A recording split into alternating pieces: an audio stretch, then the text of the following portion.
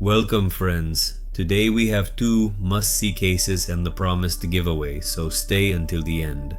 The first story will take us to Santa Fe, where someone experienced a very strange situation that left him more than confused. He was never able to fully understand what happened.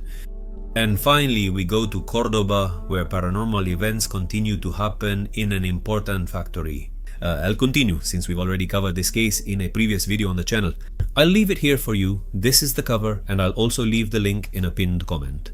If you want to watch it, I'm not sure if you've seen it or want to review it to understand the story. It's a truly impressive story, and not only is the person experiencing paranormal events in this place, but now they're also starting to manifest in their own home. So it's really a case you can't miss, just like I'm telling you. And at the end we're going to find out who Egan was, the winner of this first giveaway, so stay tuned, enjoy this episode, and I'll see you in a little while. My name is Carlos. I'm from the province of Santa Fe, and I'd like to share an experience I had almost 30 years ago. But even today, despite all the time that's passed, I remember every detail of all this. It was incredible and unexplainable, and I hope that someone, upon hearing this, can at least give me a better idea. Because I was more than confused. Back then, I worked at a YPF plant in the south of my province. It was in the 90s. So you know that because of bad political decisions, a lot of people lost their jobs, and I, unfortunately, after more than 20 years at the company, was left out. There really weren't many options, and it was vital to be able to work at something, whatever it was, to get the money my family and I needed every month. And that's how, with former coworkers and other people, we formed a wall painting group. And whether we liked it or not, we worked for different politicians during the campaigns. Maybe even those who had left us without jobs, but there was no other choice. Surely many of you know what I'm talking about. You've probably even seen wall paintings mentioning different candidates or political parties even today. That's exactly what we did. Was the job ideal? Of course not. But I insist I had no alternative, and at that time any income from my family was better than nothing. Anyway, this is just a detail to give you some context and tell you a little about myself. We usually worked all night and slept during the day. My wife wasn't there at night, because also after losing her job at the factory where she worked, she started taking care of sick and elderly people during the night shifts. My son at that time was already married. He was completely independent. He had his own family, so we lived alone and saw each other during the day. Every few days in the work group, we would take turns so that each of us could have a night off. And it was precisely during one of these times that something happened to me, and today I'm here to tell you about it. That time I didn't sleep during the day and went to bed early after dinner. I was alone because my wife had gone to work. I fell into a deep sleep, and it was shocking to wake up in the middle of the night, just a few minutes before 3, with an intense light in my bedroom. It wasn't the bedroom's own light, obviously, and it wasn't something normal either. Because its extremely strong intensity, its somewhat greenish color, similar to emerald, was so strange that it amazed me a lot. I sat up in bed and saw everything.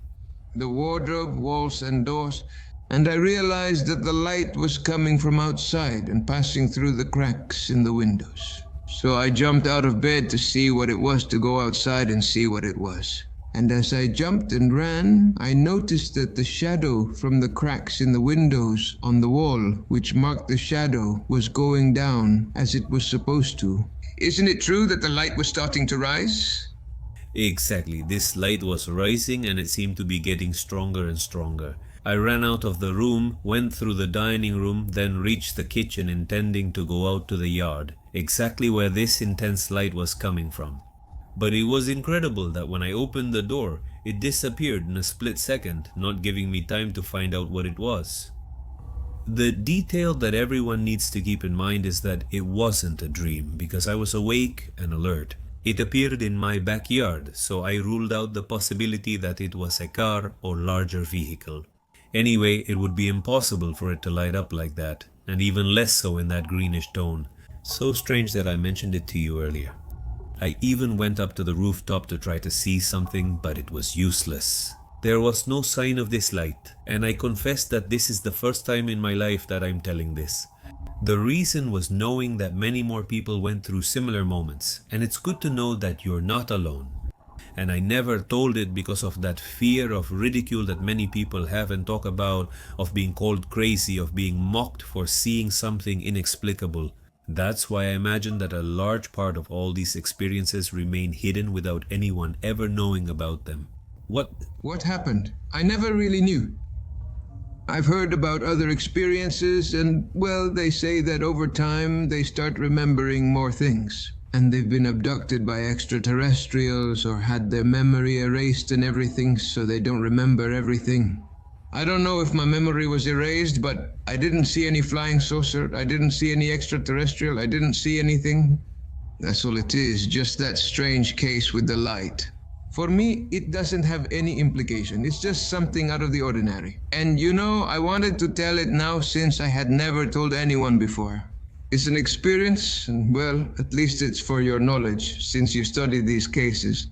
So that's all. It was a pleasure. A hug. Carlos Rubel Mendez from the city of Santa Fe, north of the city of Santa Fe. It's almost where the city ends and the countryside begins. Thank you very much.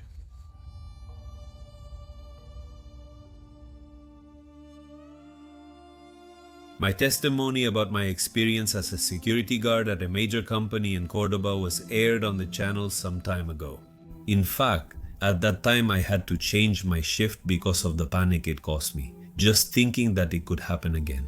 If anyone heard about that first experience, they will know exactly what I mean, because I wasn't the only one who went through extreme moments in that place. But time went by. You start leaving that intense fear behind and a sense of calm returns. In my case, that calm was temporary because something happened that forced me to leave my night shift again for a while. And once again, there were witnesses who confirmed that paranormal event. But do you know what's the worst part? That something from all of this came with me, and now in my own house it manifests in different ways. And I'm really terrified of what might happen. On a typical Monday, I began work at 7 p.m. with 12 hours ahead. Everything started and was going normally, but exactly at 2 in the morning something changed. I was at my control post watching the monitors and waiting for the time to go out and do my rounds, when suddenly I heard noises and the screams of a person, of a young man, precisely. The screams came from outside the factory grounds, not inside. So I peeked around the side and saw that there really was a guy. He looked about 20 years old, more or less. He was asking me to please help him because someone wanted to rob him, and that's when I did something I shouldn't have done. Obviously, we're not allowed to do that, but I made the decision to open the gate so he could come in and take shelter from the people who wanted to rob him. Once he was inside, I realized this guy was very nervous, very scared, so I gave him a glass of cold water. We had a fridge at the post, and I asked him please to calm down because I was going to take care of the situation right away. So I called the police directly, requesting that they send a patrol car to the area because apparently there were people stealing. Meanwhile, this guy was there, sitting, drinking water, without saying a single word. At one point, I got the impression, from the noise I heard, that there were people outside, and I thought it was the same people who had tried to rob this guy. I turned off the booth light and activated the warning siren, which lasts about 7 minutes. Its only purpose is to scare off anyone who hears it. Meanwhile, I called the central post by radio to report the situation because it wouldn't be surprising if they tried to enter the premises. What happened then was just the start. I urge you to pay attention because it was very strange. After making that call, I turned to my right and, defying any kind of logic, this guy was gone. I was completely alone at the post and I had never seen him leave. In fact, if he had done it, I would have noticed, no matter what. Anyway, at that moment I thought that maybe because of fear I didn't notice and he had gone out and was lost somewhere in the factory. But the worst part of all this was that this situation put me in serious trouble. There was a stranger inside the company in the middle of the night, so without wasting any time I notified the posts about this. But seconds later, checking the monitors one by one, I was able to find this young man. I see him staring at the camera.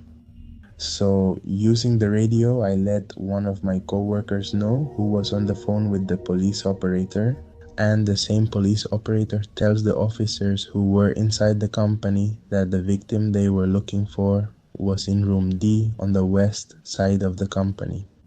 The police officers rush over, but when they arrive, no one is there. And I swear it on my life.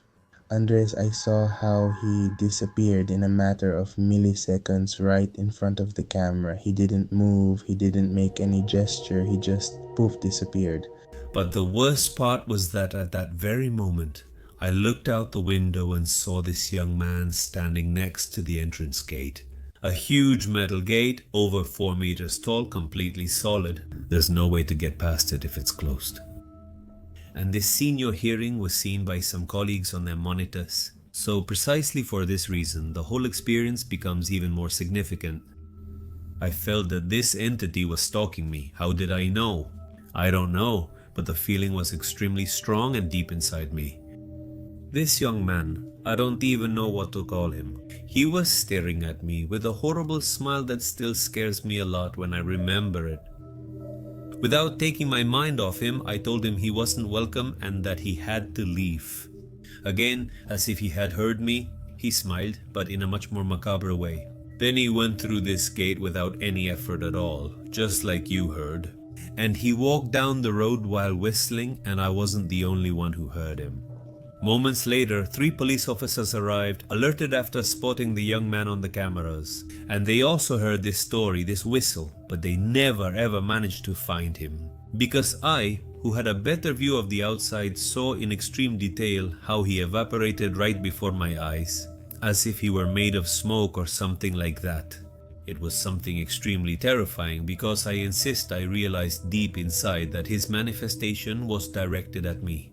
To this day, I have nightmares. I have nightmares because the face that person looked at me with was not Andres's black face. And right now, I'm Andres. I'm scared because I still don't understand what's happening or why that person, Vicente, comes toward me and wants to attack me. I don't understand it. I want to ask for help. I want someone to give me answers. I spent several days reading the comments on the previous video. So, well, that's it, Andres. I wanted to tell you and thank everyone for the comments. Thank you so much for joining me once again. I hope you enjoyed the stories. Now here's the giveaway. Good luck to all. Alright, let's do the giveaway. This is the Spotify episode that participated, an exclusive episode. And there were a lot of comments. Really, thank you to everyone who participated. There were about 271, slightly fewer since some didn't provide an email. Unfortunately, they didn't participate, and non-Argentinians can't participate either. But in total, there were 254. Here they are written down. I had to write each one by hand since I didn't have another option, so I transferred them to an Excel sheet. And right now, we're going to do the drawing for the exclusive Spotify t-shirt. There will be a total of 254 numbers and there will be only one winner, so good luck to everyone and we'll see who wins. 238. Let's see who is the winner of number 238. Let's see who got that spot. Let's scroll down. Thanks again to everyone who participated, really. And the winner is going to get an exclusive t-shirt, which will be the only one. No one else will have it. And the winner was Mariel Faria. Congratulations, Mariel. Thank you so much for participating. Let's check. Let's see if Mariel left her email, because if she didn't leave her email, we're in trouble. Let's see. Let's look for her. It should be at the very bottom because it's probably one of the last ones. Let's see. I can't find it. I'm not finding it. There you are, Nervustrack. I followed you on YouTube for a while and now I'm supporting you here too. I'll give you my email to join the giveaway. Here it is. So Mariel, in a few days I'll be getting in touch with you to send the t-shirt to your location. So congratulations. Thank you all once again. See you in a few days. And now I send a big hug to all of you. Bye.